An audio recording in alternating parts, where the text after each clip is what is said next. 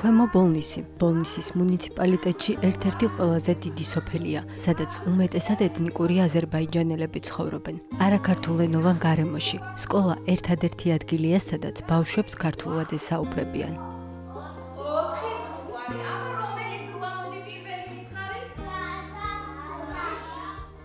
ლალი დალაქიშვილი აქ უკვე 13 წელია ქართულ ენასა და ლიტერატურას ასწავლის. სანამ ამ გადაწყვეტილებას მიიღებდა, ბოლნისში ენის შემსწავლელ კურსებს უფროსებისთვის ატარებდა.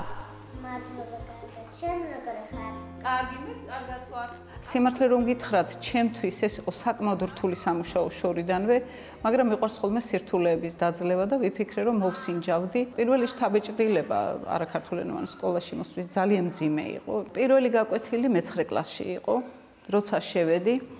ეხლა მე მომზადებული მქონდა დალაგებული გეგმები და აღმოვაჩინე, რომ ეს ჩემი გეგმები არაფრის მომცემი არ არის. უბრალოდ არაფერი არ ესმოდათ. ჯგუფური მუშაობა მინდოდა, მაგიდებით დარბოდნენ. რაღაცას გავაკეთებდი და საერთოდ რეაგირება არ ქონდათ, შედიოდნენ, გამოდიოდნენ გაკვეთილზე. და იცით რა არის, წავედი და ვტიროდი გზაში.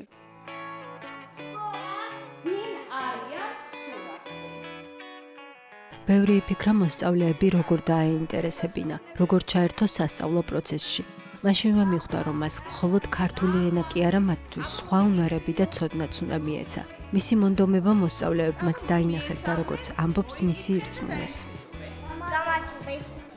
ძალიან ბევრს ფიქრობდი მაშინ რა გამეკეთებინა, როგორ მომეძებნა გამოსავალი და აი ჯერ კიდევ მაშინ დავიწყე არაფორმალური მიმართულებით დავატებითი აქტივობების განხორციელება, თუმცა თავდაპირველად უფრო ვაჟები ერთვებოდნენ ხოლმე, გოგონები ექსკურსიაზეც არ მოდიოდნენ, მაგრამ თანდათანობით ყინული დაიძრა და წინ წამოვიდა. ფიქრობდი 1-2 წელი ვიმუშავებ, მეთქი ალბათ, მაგრამ შემოვრჩი, შემიყვარდა ჩემი გარემო, ჩემი მოსწავლეები და ვხვდები, რომ საჭირო საქმეში ვარ ჩაბმული.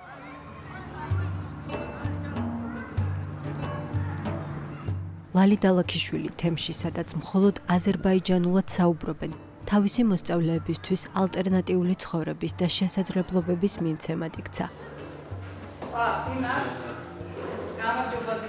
ასეა დინა რახმეტოვისთვისაც, მისი ყოფილი მოსწავლისთვის, რომელიც ახლა ილიას სახელმწიფო უნივერსიტეტის ფსიქოლოგიის ფაკულტეტის სტუდენტია. ფიქრობს, რომ მისმა მასწავლებელმა უდიდესი როლი ითამაშა, რომ სოფელში დარჩენის გარდა, მისთვის სხვა გზებიც გაიხსნა.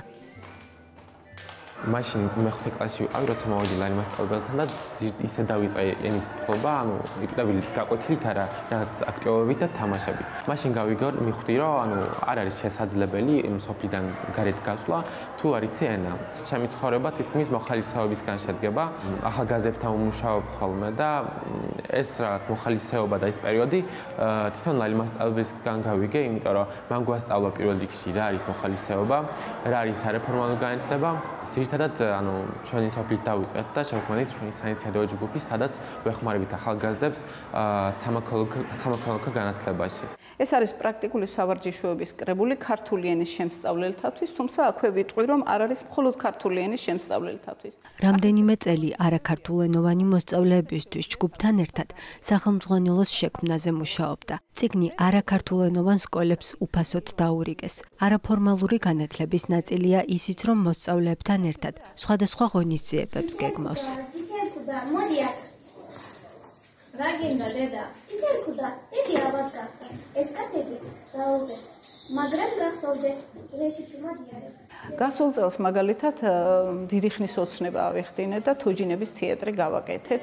შევკერეთ სპეციალურად დეკორაციები და დავდგით სპექტაკლი წითელქუდა.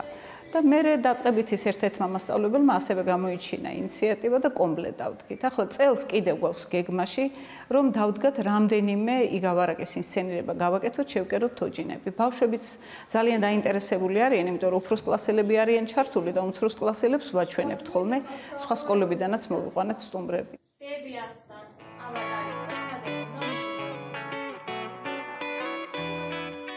13 წელია მისი ყოველი ღამე გაკვეთილების დაგეგმვას. საინტერესო აქტივობების მოფიქრებას და მოსწავლეებისთვის შემეცნებითი და ერთდროულად სახალისო გარემოს შექმნას უკავშირდება.